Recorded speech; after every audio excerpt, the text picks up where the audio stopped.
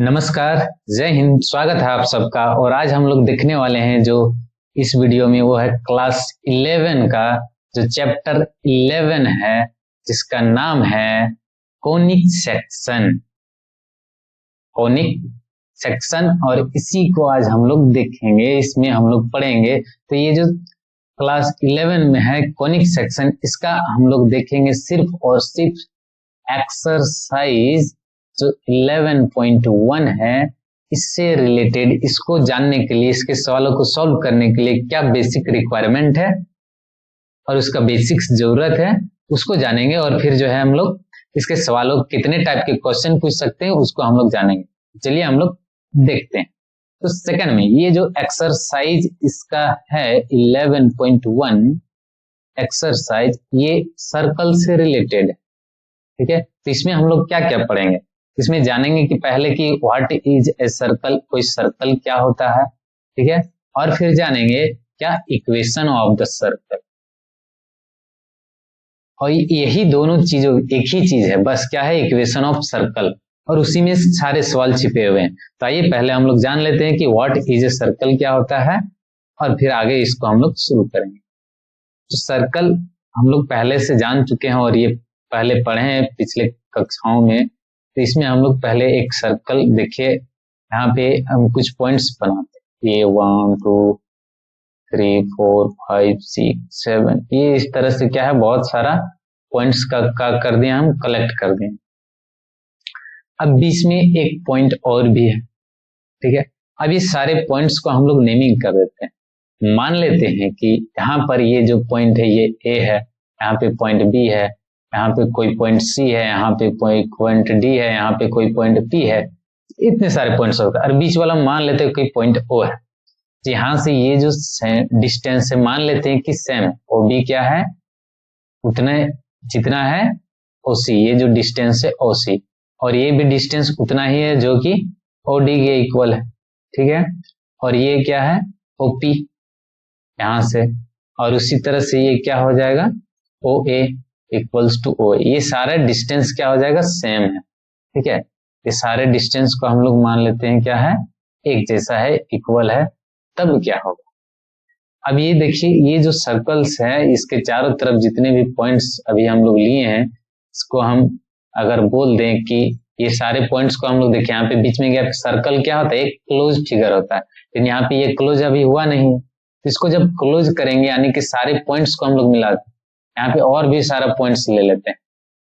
ठीक है, तो यहाँ पे जो भी पॉइंट्स अभी क्या था, एक ए बी सी डी और पी, ये सारे पॉइंट्स क्या है, एक कॉमन पॉइंट है यहाँ पे बीच में सेंटर में ओ, जिससे क्या है सब सेम डिस्टेंस में। तो यहाँ पे हम लोग इसके चारों तरफ और भी बहुत सारा पॉइंट्स, सारे पॉइंट्स को हम लोग इकट्ठा कर लेते हैं जो कि क्या है, एक कॉमन पॉइंट ओ से सेम डिस्टेंस पे लाई कर रहा है। तब जाकर के ये क्या होता है, ये एक सर्कल पूरा कंप्लीट बन जाता है।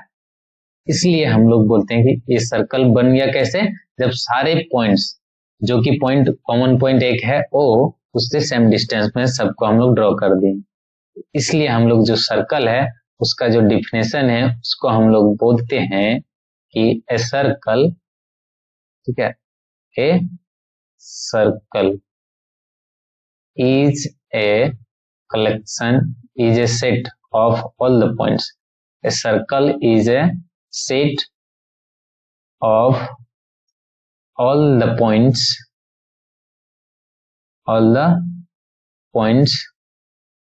which are at a same distance, from a common point,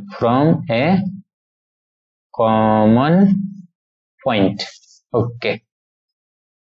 ठीक है, तो यहाँ पे देखिए ये सारा बहुत सारा पॉइंट्स था ए बी सी डी, जो कि एक कॉमन पॉइंट जो है ओ से सेम डिस्टेंस पे था। और ये जो कॉमन पॉइंट है बीच में ये ओ, इसी को तो हम लोग क्या बोलते हैं, सेंटर। इसी को हम लोग क्या बोल रहे हैं, सेंटर। ठीक है, तो ये क्या हो गया, सेंटर ऑफ द सर्कल। ये जो कॉमन पॉइंट आया यहाँ पे, जो कॉमन पॉइंट, यही क्या हो गया, सेंटर। तो आइए देखते हैं कि जैसे कि ये कोई प्लेन है, ये जो बोर्ड दिख रहा है, इसमें जब हम लोग कोई भी सर्कल ड्रॉ कर देते हैं तो ये जो बोर्ड है वो 3 पार्ट में बढ़ जाता है। पहला ये क्या हो गया, ये आपका हो गया सर्कल, और ये जो पार्ट है ये सब क्या है, एक्सटीरियर ऑफ द सर्कल है। ठीक है, ये क्या हो गया, exterior part of the circle, exterior of the circle, circle के बाहर का भाग। और ये क्या हो गया, इंटीरियर ऑफ सर्कल। ठीक है, इंटीरियर ऑफ सर्कल। तो ये 3 पार्ट में बटा हुआ, यानी कि किसी भी प्लेन में जब हम लोग सर्कल ड्रॉ करते हैं तो ये प्लेन 3 पार्ट में डिवाइड हो जाता है, एक एक्सटीरियर, एक इंटीरियर, और अब क्या हो गया, सर्कल। तो आइए अब हम लोग जानते हैं कि ये सर्कल क्या होता है। इसमें अगर इसका रेडियस हम लोग देखें तो रेडियस क्या होता है, वो कॉमन पॉइंट जो सेंटर से और ये जो सर्कल का कोई भी पॉइंट है दोनों के बीच का जो डिस्टेंस, उसको क्या बोलते हैं हम लोग, रेडियस बोलते हैं।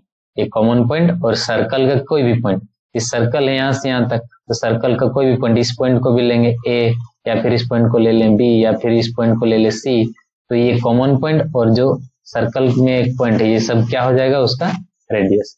तो a line segment which join the centre and a point on the circle, circle के किसी भी एक पॉइंट को और सेंटर को जो ज्वाइन करता है लाइन सेगमेंट, उसको हम लोग क्या बोलते हैं, रेडियस ऑफ द सर्कल। तो आइए अब हम लोग देखते हैं कि किसी भी सर्कल का इक्वेशन कैसे होता है, बनता है, और उससे कितने तरीके के सवाल पूछे जा सकते हैं। तो चलिए हम लोग एक सर्कल ड्रॉ कर रहे हैं, उससे पहले हम लोग एक एक्सिस बनाते हैं। चलिए ये हो गया वाई एक्सिस, और ये बन गया हम लोग का मान लिया हॉरिजॉन्टल एक्सिस एक्स एक्सिस। तो जब यहाँ पे एक हम लोग सर्कल ड्रॉ कर लेते हैं, ठीक, सर्कल ड्रॉ कर दिए तो इसका एक क्या होगा, सेंटर होगा, और इस पे हम लोग यहाँ पे एक पॉइंट मान लेते हैं कि कोई भी पॉइंट पी है, और यहाँ पे ये एक सेंटर है जो कि ओ है। तो इन लोग का कुछ ना कुछ कोऑर्डिनेट भी होगा। तो ये जो कोऑर्डिनेट है इन लोग का हम लोग मान लेते हैं, इसका कोऑर्डिनेट यहाँ पे है क्या, ये एक्स वाई कोऑर्डिनेट हो गया, और ये जो सेंटर का कोऑर्डिनेट है ये मान लेते हैं क्या है, एच कॉमा के है कोऑर्डिनेट। तो ये जो लाइन सेगमेंट होगा ये क्या होगा, यहाँ पे आर, इसका रेडियस हो जाएगा। तब याद कीजिए कि जो 10 क्लास में है तो हम लोग पढ़े हैं 10 क्लास में कि कोई पॉइंट ए है और इधर कोई पॉइंट बी है, तो ये दोनों पॉइंट्स के बीच का जो डिस्टेंस है निकालने के लिए हम लोग क्या करते हैं, जैसे कि इसका कोऑर्डिनेट मान लेते हैं x1 है, y1 है, और b का कोऑर्डिनेट x2 है, y2 है। तब दोनों पॉइंट्स के बीच का जो डिस्टेंस निकलता है AB स्क्वायर इक्वल्स टू, इस तरह से हम लोग लिखते हैं distance formula, x2 minus x1 का होल स्क्वायर, और प्लस क्या लिखते हैं, y2 माइनस y1 का होल स्क्वायर। ये क्लास 10 वाला है, और इसी का यूज करके अभी अभी हम लोग तुरंत इसका इक्वेशन लिखेंगे सर्कल का। तो ये जो ओपी जो डिस्टेंस यहाँ से निकालेंगे तो ये यहाँ पे क्या हो जाएगा, OP square equals to x2 minus, तो ये हम लोग मान लेते हैं यहाँ पे ये क्या है, x2 y2 है, दो पॉइंट्स के लिए x2 y2 और x1 y1 होना चाहिए डिस्टेंस फॉर्मूला लेने के लिए। तो यहाँ पे x2 के जगह में क्या है x, और y2 के इक्वल्स टू क्या है y, और ये क्या है x1 और यहाँ पे y1, यानी कि x1 के लिए h आएगा और y1 के लिए k आएगा। तो यहाँ पे देखिए x2 माइनस x1, यानी कि क्या हो जाएगा x माइनस h, तो ये हो गया x माइनस h का होल स्क्वायर प्लस क्या है y2 माइनस y1, तो y2 के लिए यहाँ पे क्या आया है y, और y1 के लिए क्या आया k, तो ये हो गया y माइनस k का होल स्क्वायर। और ये जो OP है, OP को क्या बोलते हैं हम लोग, क्या बोल रहे हैं यहाँ पे, रेडियस r से डिनोट कर रहे हैं, तो OP की जगह में लिखेंगे r, यहाँ हो जाएगा r square equals to x minus h का whole square plus y minus k का होल स्क्वायर।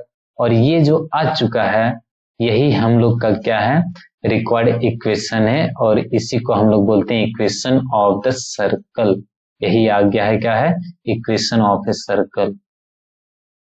अब इसी में हम लोग जानेंगे कि इसका जो है कोई भी जो है क्वेश्चन किस तरह से पूछा जा सकता है, क्वेश्चन कितने टाइप से पूछ सकते हैं। तो चलिए देखते हैं सवाल कितने तरह। तो इसका जो इक्वेशन है क्या है, R square equals to X minus H का whole square plus Y minus K का होल स्क्वायर था, यही आया था। जहां पे ये सब क्या था, यहाँ पे जहां पे ये क्या था, एच के क्या था आपका सेंटर था, और एक्स वाई क्या था, कोई भी एक पॉइंट का कोऑर्डिनेट था, और ये क्या था, रेडियस था। तो ये तीन ही चीजें हैं यहाँ पे, कुल मिला के यहाँ पे क्या है, तीन चीजें, एक रेडियस है, एक एच के जो कि सेंटर है, और दूसरा क्या है, एक्स वाई जो कि एक कॉमन पॉइंट है। तो यहाँ पे तीन तरह से सवाल पूछे जा सकते हैं, टोटल तीन तरीके से, और इसके अलावा किसी भी तरीके के सवाल नहीं पूछे जा सकते हैं। तो यहाँ पे क्या होगा, कभी क्या करेगा, आर दिया रहेगा और ये सेंटर दिया हुआ रहेगा, तब ये किसी पॉइंट का क्या करेगा, कोऑर्डिनेट फाइंड करने के लिए पूछेगा। फिर क्या हो सकता है, रेडियस पूछा जा सकता है कि रेडियस नहीं दिया हुआ रहेगा, और ये दो पॉइंट सेंटर भी मालूम रहेगा, ये क्या दिया हुआ रहेगा, सेंटर दिया हुआ रहेगा, ये भी मालूम रहेगा, और ये पॉइंट भी दिया रहेगा, तब क्या पूछेगा आपसे, रेडियस पूछेगा। और फिर क्या पूछ सकता है, ये सेंटर पूछेगा, कब, जब ये पॉइंट दिया हुआ रहेगा और ये रेडियस दिया हुआ रहेगा, तब क्या पूछेगा, सेंटर का वैल्यू पूछेगा। यानी कि एक ही इक्वेशन पे सारे सवाल जो है पूछे जा सकते हैं।